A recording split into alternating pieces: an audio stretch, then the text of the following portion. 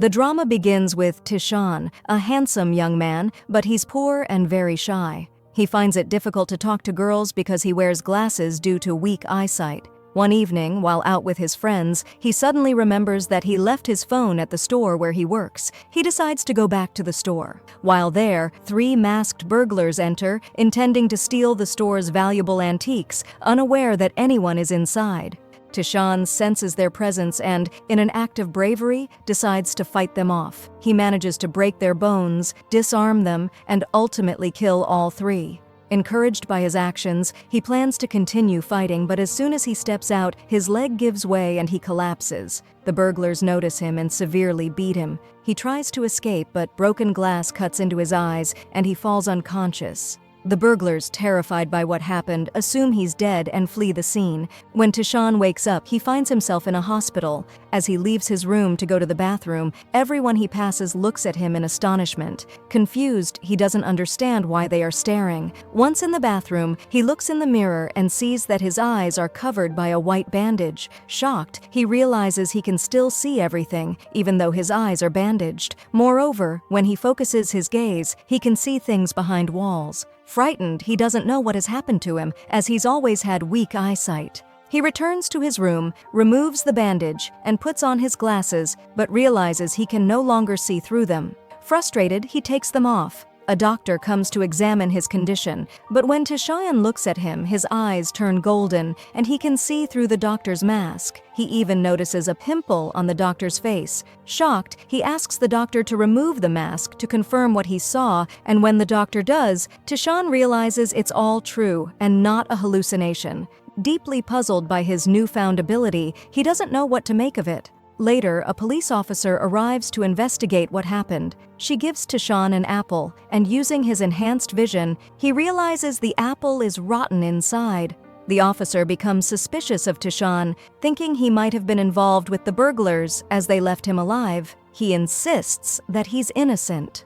After leaving the hospital, Tishan goes to his boss at the store. To his surprise, his boss gives him his last month's paycheck and informs him that he's fired. Tishan returns home and sits with his friends, worrying about how to repay his debts. One of his friends shows him a statue, claiming it's an ancient artifact worth $1,000. Tishan touches the statue, using his powers to discover it's a fake. His friends don't believe him and take the statue to a market that deals in antiques. The shop owner tells them the statue is worth no more than $5, and Tishan's friend realizes that Tishan was right. While Tishan is at the shop, he uses his golden eyes to examine another statue the shop owner has. He discovers that it's a rare piece, but it's covered in dust. Curious, Tishan asks the price, and the shop owner offers to sell it for $100. Tishan buys it, but his friend gets angry, thinking he's been cheated. Soon after, a wealthy collector who deals in rare items sees Tishan holding the statue and offers him $1,000 for it. Tishan refuses, saying it's not for sale. Then, a man with expert knowledge of antiques arrives. He looks at the artwork and says, "I'll give you $10,000 for it." Everyone is shocked. Then the expert cleans the sculpture, and its color changes to red, revealing that it's a rare tree. They are amazed that the protagonist identified this just from a glance. Another man offers him $20,000, and he agrees. The protagonist is overjoyed because he can finally pay off his debts. He and his friend return home, celebrating their sale by ordering a lot of food. The protagonist then decides to use his golden eyes to become wealthy. The next day, he goes with his friends to different stores in search of valuable historical items using his power. At one store, he spots a rare tree and asks the shopkeeper how much it costs. The shopkeeper says it's $5,000, but his friend refuses, saying it's too expensive. However, the protagonist says, "Trust me, if we sell it at auction, we can get $50,000. They agree to buy it. Later, they take it to an expert in antiques to have it appraised. However, this time the expert says, "This one is different. Part of it is antique, but part of it is fake. If you sell it, it won't be worth more than $500. The protagonist is shocked and learns a valuable lesson, not to rely solely on his powers, but to also gain knowledge about antiques. When he gets home, he buys books on ancient artifacts and starts reading, determined to learn more about them. A few days later, the expert calls the protagonist and tells him about a place where they're selling ancient artifacts. He invites him to come and test his new knowledge, advising him to just observe and not buy anything to avoid regret. The protagonist is excited and agrees to go with his friend. At the market, they see many valuable and ancient items. The protagonist also spots a small sculpture that no one is interested in, as they believe it's fake. However, the protagonist senses something special about it. The price of the sculpture is $12,000, but he only has $5,000. He starts negotiating, and the crowd around him laughs. But a businessman at the market is impressed by the protagonist's persistence and sells him the artwork. The businessman becomes curious about why the protagonist wants the sculpture so badly, so the protagonist takes it to the expert. After examining it closely, the expert reveals that it was created by a famous 19th century artist, but the artwork itself is a copy. However, the protagonist insists that the way the pieces are connected is unusual. The expert eventually agrees and takes a closer look. He discovers that the sculpture is actually made of 3 original artworks, cleverly stacked like a sandwich, with the top part protecting the authentic piece underneath. The businessman is astonished and offers $15 million for the sculpture, but the protagonist refuses, suspecting that the artwork is worth even more. He negotiates, saying, "I'll sell it to you for $5 million because without your help, I wouldn't have bought the sculpture."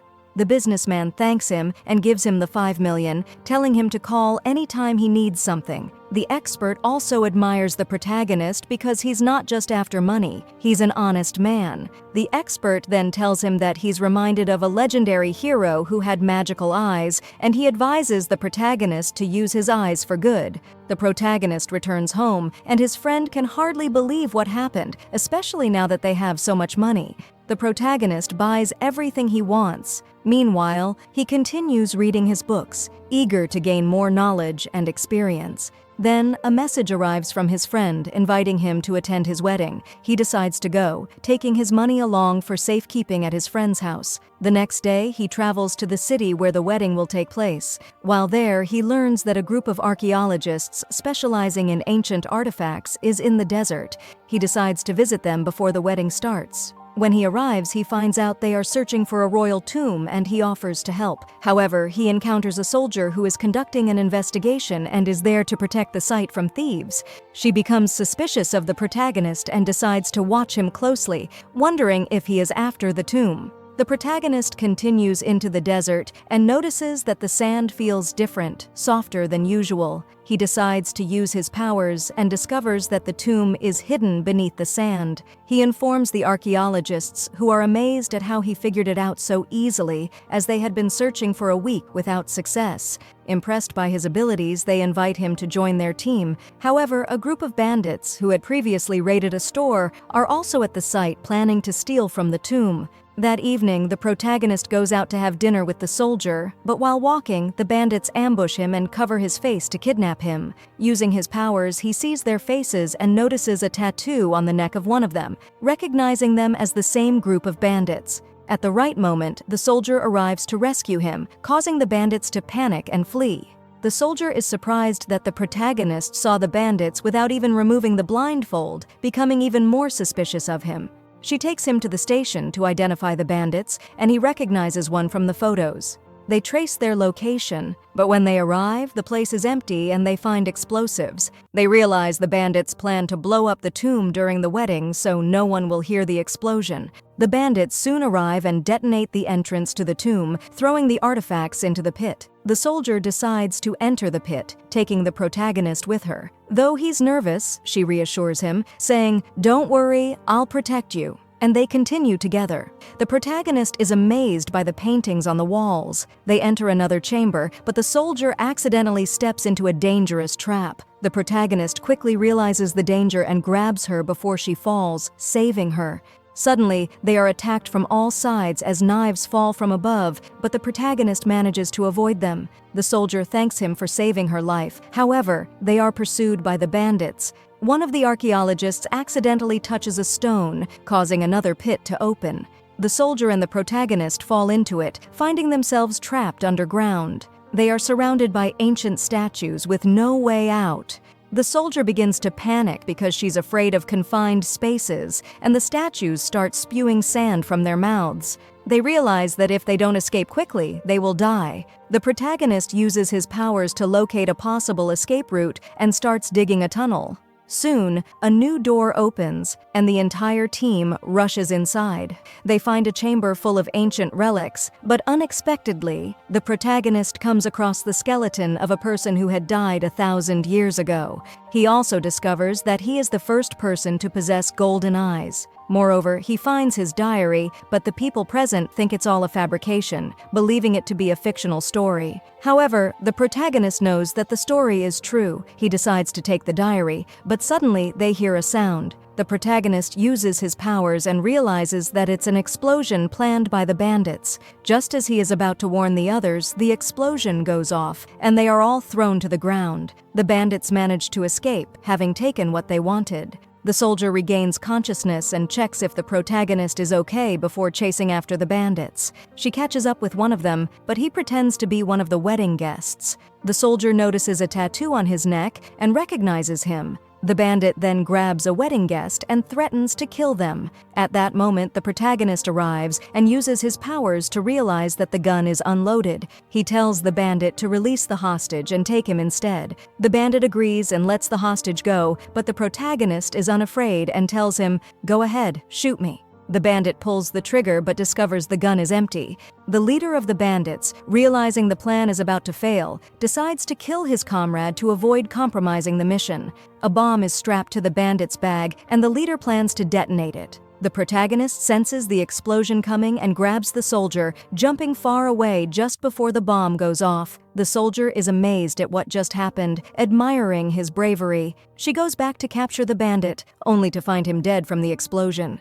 The protagonist returns to the city and asks the leader of the group to give him the diary he found in the tomb. Grateful for all he had done, she agrees and gives it to him. The protagonist starts reading the diary and begins practicing the techniques written inside. He discovers that he can now see 2 meters ahead of him and can freeze anything in order to examine it. His powers continue to grow. He then returns home feeling happy, but finds his friend crying. His friend tells him that he broke something valuable in the market and lost all his money. The protagonist tells him to calm down, assuring him that the money will come and go, and he promises that they will make even more. Then Tishan realizes the vase is fake and doesn't deserve such huge money. Then, when he realizes that it's fake and does not deserve that money, the next day, he and his friend go to the man who's robbed them with this fake items. Then Tishan makes a bet with the shopkeeper, saying he'll bring back a valuable artwork worth 2 million in less than 2 hours. If he fails, he'll give the shopkeeper the same amount of money. The shopkeeper agrees because all the artwork in his store is fake.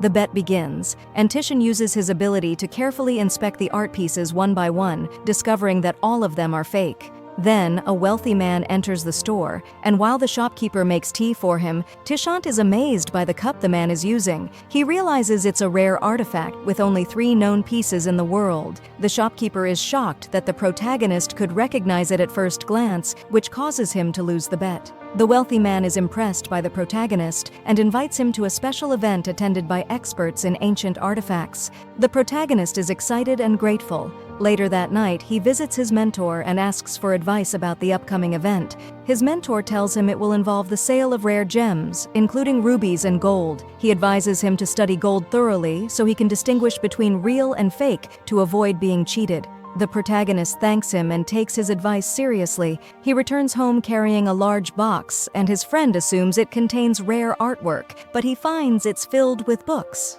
The protagonist explains that he needs to read a lot in order to make more money. He stays up all night reading, using his golden eyes to absorb information quickly. His friend wakes up and is shocked that the protagonist has read all the books in such a short time, suspecting he's hiding something. The next day, they go to the event, where they see the wealthy man they had encountered in the market earlier. The man insults the protagonist, calling him poor and ignorant about valuable stones. The protagonist challenges him to a bet, saying he'll win. As they enter the event, Tishan is captivated by a woman selling items, and she seems interested in him too, watching him all day.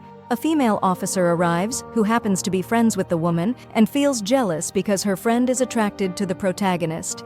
They then meet a businessman who had bought artwork from Tishan earlier. He explains how the auction works.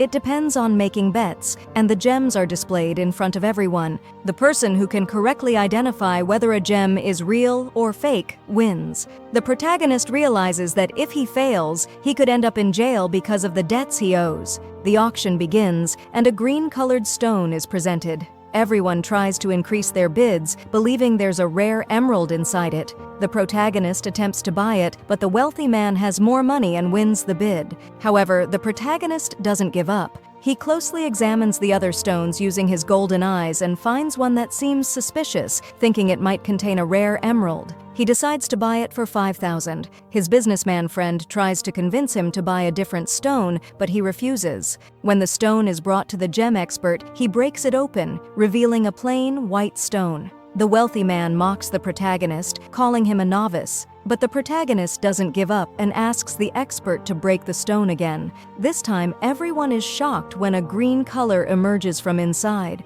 They advise him not to break it again, as its value is $100,000, but the protagonist insists on breaking it once more. Everyone is anxious, and his friend is amazed by his decision, but the protagonist is confident in his abilities. When it is broken for the second time, they see a rare emerald inside. Everyone present is shocked, and people start offering him money until the bid reaches $18 million. The protagonist is thrilled that the $5,000 he spent turned into $18 million. The wealthy man becomes furious and decides to break his stone, confident that it will contain something valuable since he spent a lot of money on it. When he breaks it for the first time and sees a green color inside, people offer him $10 million, but he refuses, wanting to break it again since he paid $7 million for it. When he breaks it for the second time, a green color appears, and it's revealed to be a rare emerald. People offer him $30 million, but he refuses due to his greed. The protagonist challenges him to break it a third time, just like he did. The wealthy man agrees, and everyone in the room grows nervous. The protagonist uses his abilities and realizes there's nothing of value left inside. When the stone is broken for the third time, it reveals a plain white stone of no value. The businessman refuses to buy it, and the wealthy man realizes he's been outdone. He leaves angrily, while the protagonist celebrates with his friend, having become wealthy. The businessman confirms that the protagonist has great potential and offers him a house nearby. The protagonist is overjoyed. The next day, they move into their new home. His friend is thrilled with the new house, but the protagonist remains focused on improving his abilities and becoming even more knowledgeable for future use. Later that night, we see the protagonist reading a book he had taken from the tomb. It's revealed that someone 1,000 years ago used the golden eye's power to accumulate vast wealth, but became obsessed with money, eventually going mad. The power of his eyes overwhelmed him, and it consumed his life. The protagonist feels a sense of fear, realizing that he must protect himself from the same fate. The next day, he follows the businessman to learn more, and they visit a shop that sells gold. There, the protagonist notices a uniquely shaped necklace and uses his golden eyes to discover it's 1,000 years old. The businessman decides to buy the necklace, believing it will bring him luck. That night, the businessman is home with the necklace when suddenly, the lights mysteriously go out. He sees a figure standing behind the curtain and thinks it's a ghost. Terrified, he screams in fear. The protagonist arrives and tells him what happened, explaining that the necklace is cursed and brings misfortune to anyone who owns it. The next day, they go to the shop where they bought the necklace, but the shopkeeper refuses to return all of their money. He offers to refund only half. The wealthy man agrees to return the necklace, but the protagonist becomes suspicious of what really happened. He believes someone tampered with the electricity to scare him. Later, a man approaches them and reveals that over 50 people have been scammed in the same way by the shopkeeper, who uses tricks to deceive customers. The wealthy man becomes furious and threatens to sue the shopkeeper, declaring that no criminal should be allowed to sell anything to people. That night, we see the protagonist walking home, sensing someone following him. Suddenly, he is attacked by a masked man. The protagonist uses his powers to figure out who the attacker is and realizes it's the guard who was present at the auction. He also understands that the wealthy man, who he outwitted earlier, sent the masked man to kill him. But the guard doesn't want to kill him and says, "Stay away from the trading places these days, or your life will be in danger." Then he leaves. The next day, his friend goes to see the businessman and is surprised that the protagonist didn't come with him. They come across an expensive stone and believe there might be an emerald inside. They decide to buy it, and when they break it open, they see a white stone. They break it again, but it remains the same. They then decide to call the protagonist for help. The protagonist arrives at the location with his face covered to avoid being recognized. He uses his ability and realizes the stone's color won't appear unless heat is applied. He tells them to use something hot and explains how to break it. When they follow his instructions, they finally see the green color of the stone. His friend and the businessman are thrilled, happy that their money wasn't wasted after all. The three of them agree to visit another trading place. The protagonist uses his ability to find a rare stone and writes down everything important in his notebook. However, the wealthy man sees him through the cameras and becomes suspicious. Realizing the protagonist is not an ordinary person, he orders his guards to steal the notebook from him. The guards catch up to the protagonist as he returns to the hotel, intending to take the notebook from him, but a female officer arrives just in time and fights the guards. The protagonist tries to help, but the guards knock him out, leaving him unconscious. We see that the female officer is a skilled fighter and manages to defend herself. The guards are surprised by her abilities and flee the scene in fear. She picks up the protagonist and brings him to his room, laying him down on his bed. We see her gazing at him intensely, and it becomes clear that she has feelings for him. Suddenly, she sees him about to fall off the bed and rushes to catch him, but they both tumble to the ground. At that moment, his friend walks in and misunderstands the situation, then leaves without saying anything. The next day, the protagonist wakes up with no memory of what happened. His friend explains that the female officer saved him and brought him back to the hotel. The protagonist decides to invite the female officer and his friend for a meal to thank her for saving him. During the meal, the officer explains that the guard who attacked him was once a special forces officer, but one of his friends fell seriously ill, which forced him to leave the army. He had to find a high-paying job to afford his friend's treatment and to support his family. The wealthy man took advantage of this situation, manipulating him to do his bidding. She warns the protagonist to be cautious, saying the guard won't stop until he gets what he wants. The next day, the guard takes advantage of the protagonist being busy and steals the notebook. However, the protagonist notices everything. When the guard opens the notebook, he's shocked to find a message from the protagonist. It reads, "I know about your friend's illness. Meet me in front of the hotel."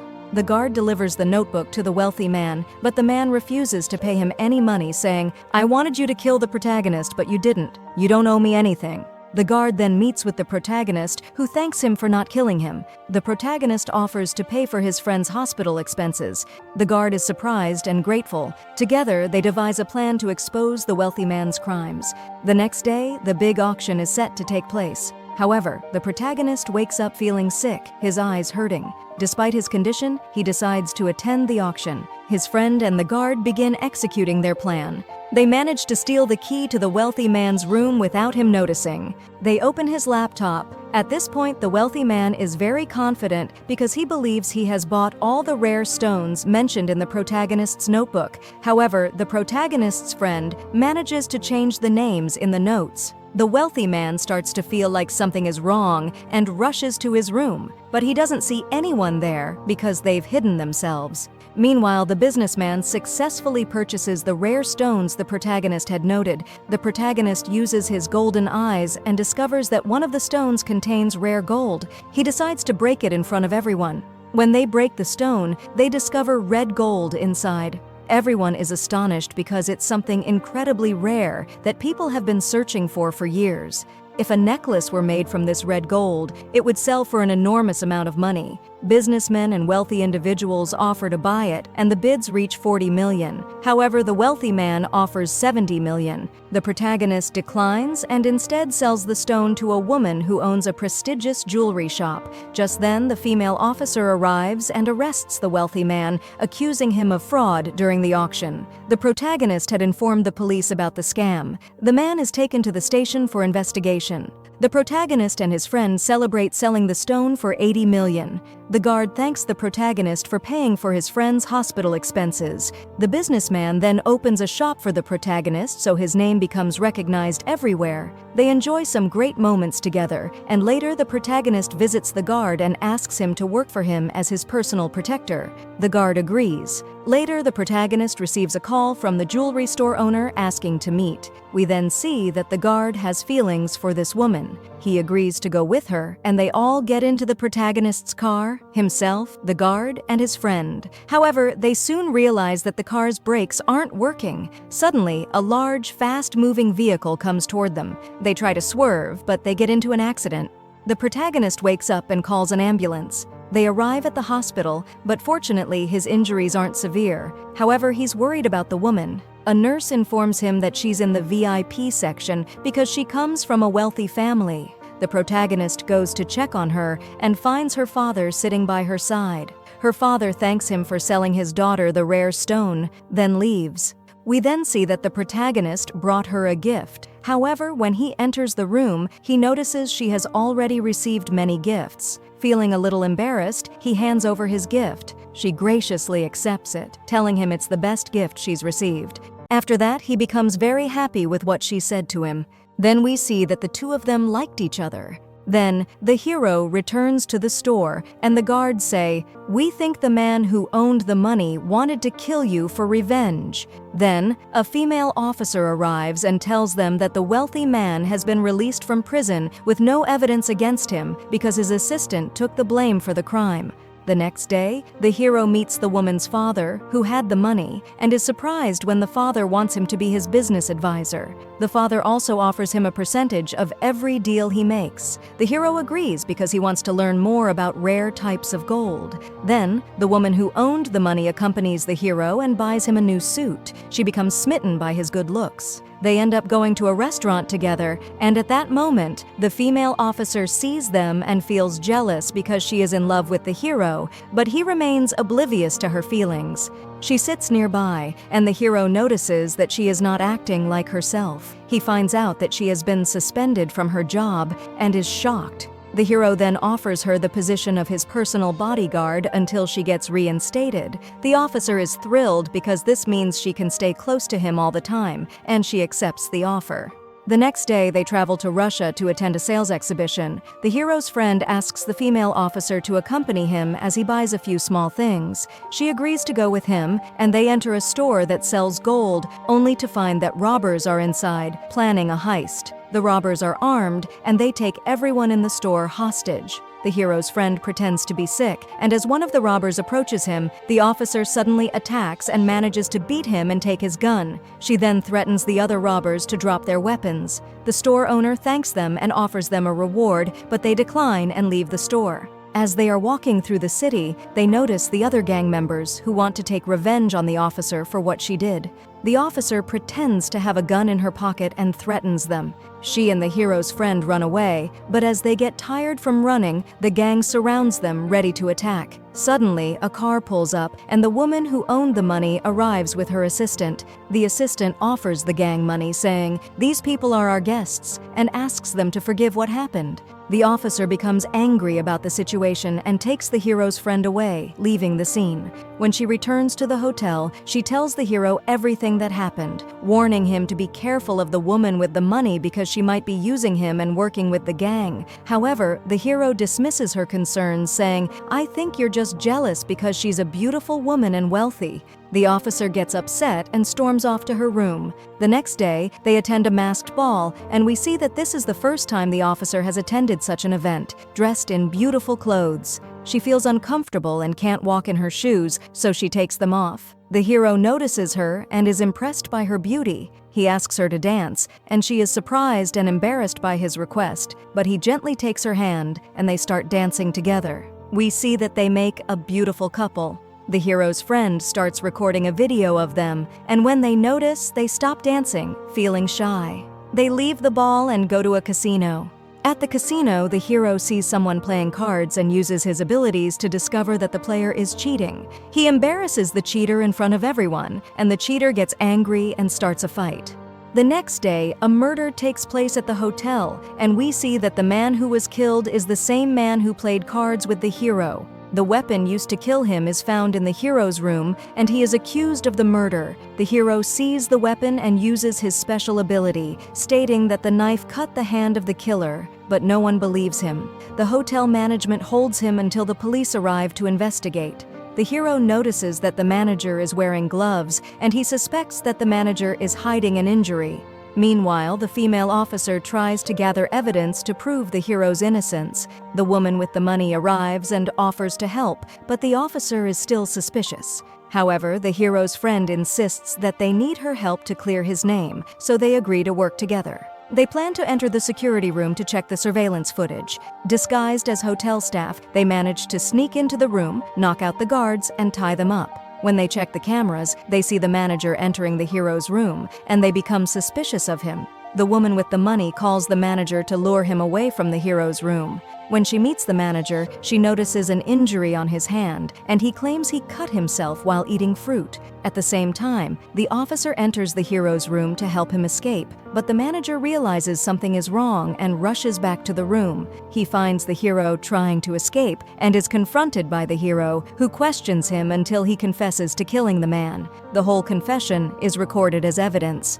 The officer then arrives and hits the manager to protect the hero. The police arrive shortly after and arrest the manager, clearing the hero of any wrongdoing. The next day, the hero accompanies the woman with the money to a marketplace. He sees a 129-carat gemstone and uses his ability to discover that a red emerald, Zamrud, is inside the stone. He informs the woman's father so that he can purchase it, though the father hesitates at first. However, trusting the hero, he buys the gemstone, and in front of everyone, the stone is cracked open, revealing a red emerald inside. Everyone is amazed because its value exceeds $100 million, and if it's turned into a necklace, its worth would be even higher. Among the crowd is a businesswoman who approaches the hero, telling him about her large collection of rare gemstones and complimenting his skills. She offers him a deal, promising that he will benefit because she has access to every type of gemstone. The hero agrees to work with her. He, his friend, and the female officer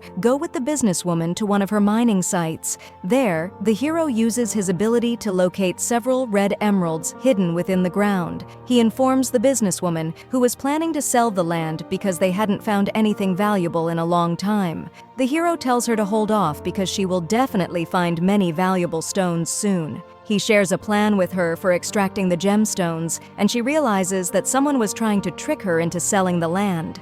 She decides to follow the hero's advice and promises him 50% of the profits if his plan succeeds. However, a rival businessman discovers their plan and kidnaps the businesswoman's daughter. He calls her and says, "If you don't sign over the land, you will never see your daughter again." Fearing for her daughter's safety, she agrees to the deal. But the hero decides to help her and comes up with a plan to rescue her daughter. He tells her, "Meet with the man who wants to buy your land, and I will rescue your daughter." The hero and the female officer meet and go to a nightclub owned by the kidnapper. The hero begins playing cards and wins against everyone using his special ability. As people start gathering around him, the female officer takes advantage of the situation by disguising herself as one of the staff. She sneaks into the room where the kidnapped girl is being held and successfully knocks out the guards, rescuing the girl. She dresses the girl in a different outfit to prevent her from being recognized, and they head down to where the crowd is gathered. At the same time, the club's manager realizes that the woman who owns the land is up to something and tries to delay her. He orders that all doors be locked and no one allowed to leave. However, the landowner's assistant threatens to detonate an explosive she has, forcing them to stand down. The female officer starts fighting the guards and manages to defeat most of them. The landowner escapes outside, where the hero's friend is waiting for her, and they flee in a car. The hero also grabs the girl and follows in his own car, but the criminals chase after them in other vehicles, shooting at them. Although the hero manages to escape, he is injured in the leg. He urges the girl to leave him and return to her mother, while he stays behind to hold off the criminals. She reluctantly agrees and goes home to inform her mother about what happened to the hero. Meanwhile, the hero's friend and some guards want to rescue him, but the landowner stops them, locking them in a room to keep them safe. They refuse to stay put, however, and fight their way out, eventually escaping. The girl who was rescued gives them weapons to help them rescue the hero. At the same time, the female officer regains consciousness and tracks down the hero, but his eyes are in severe pain, and he passes out. She carries him to safety and nurses him back to health, revealing that she has feelings for him. While tending to him, she overhears two criminals talking about the hero and realizes they are in danger. She wakes him up and helps him escape the area. As they try to flee, 3 villagers attempt to stop them, but the female officer engages them in combat, easily overpowering them. She takes the hero into the forest to hide, but the criminals are hot on their trail. The hero continues to feel intense pain in his eyes, so the officer hides him among the trees to protect him. She urges him not to come out, and then sets a trap for the criminals. She ambushes them and begins taking them down one by one, breaking their bones and disabling many of them. The criminals are shocked by her strength, but they keep coming because of their large numbers. Eventually, the leader of the criminals points a gun at her and demands that she reveal the hero's location. She refuses, and he angrily strikes her on the head, knocking her to the ground. The hero, witnessing this, is in agony but feels powerless to help. The criminals capture the officer and plan to kill her if the hero does not show himself, knowing that he will never abandon her. The hero devises a plan to rescue her and disguises himself to infiltrate the criminals' hideout. He and his friend, disguised as different people, manage to reach the place where the criminals are holding the officer. The hero's friend creates a diversion by attacking the guards, allowing the hero to defeat many of them and escape. The criminals give chase, but the hero and his friend manage to stay one step ahead. At that moment, the hero takes advantage of the opportunity and enters the location, where he sees 3 guards. Using his powers, he senses where they are coming from and successfully dodges them, defeating them. He then makes his way inside to rescue the female officer so they can escape. However, the criminals capture the guards and threaten the hero, telling him to surrender or they will kill all of his friends. The hero, with no other option, agrees to their demand and surrenders himself. He is brought before the gang leader, and the hero pleads with him to let his friends go, promising that he will do whatever the leader wants. The gang leader, however, decides to play a deadly game. He loads a bullet into a gun and says, "Each of you will take a turn pulling the trigger. Whoever dies, it was meant to be." The female officer takes the gun and pulls the trigger, but there's no bullet. Then the hero takes the gun, feeling like he might have to say goodbye to his friends for good. He prepares to pull the trigger, but just in time, the wealthy woman and the police arrive, saving them. The hero collapses from exhaustion. He is taken to the hospital, and when he wakes up, he sees the wealthy woman sitting next to him. He thanks her for saving him. She leaves the room to let him rest, and soon after, his friend comes in to check on him. The hero asks about the female officer and how she is doing. The female officer overhears this and realizes that the hero cares about her. She goes to her room, expecting him to come check on her. Later, the hero goes to see her and remembers how she risked her life to save him. He thanks her for saving him, and she thanks him for not abandoning her. Afterward, the hero returns to the market, and the wealthy woman shows up again, asking how he's feeling. As they are walking through the market, the hero sees a wooden statue. Using his powers, he senses something inside and decides to buy it. The wealthy woman is surprised that he would buy something so worthless. When the hero gets home, he breaks open the statue and finds an old map inside. The map points to treasure hidden in the mountains. He shows the map to the guards and says, "This is a map of the Japanese military. They stole a lot of gold and money during the war, and no one knows where they hid it. But this map shows where the treasure is located." He warns them that the path to the treasure is dangerous. The hero decides to go after the treasure, and the guards agree to go with him. However, one condition is set. They must follow the lead of the head guard, who says, "I used to be a special forces officer, so I know every dangerous spot on the way." Their journey begins as they pass through the forest and reach an open field. Suddenly, the hero feels that he has stepped on something. Using his powers, he realizes that he has stepped on a landmine left from the war. The head guard rushes over and tells him not to move, warning that any movement could trigger an explosion. The guard calls the female officer, asking for something heavy to replace the hero's weight on the mine so they can rescue him. Without hesitation, the female officer steps onto the mine in place of the hero to save him. Everyone is shocked by her bravery. The hero, surprised, asks, "Why did you do that?" Tears streaming down her face, she confesses, "Because I love you. Now please get away before the mine explodes." The hero refuses to leave her, but the head guard insists, saying, "I will rescue her, you go." The hero's friend forcibly pulls him away from the danger, while the female officer cries, feeling that her death is near. "Here, is the end of Season 1. Subscribe for more videos like this one and type in the comment if you want Season 2.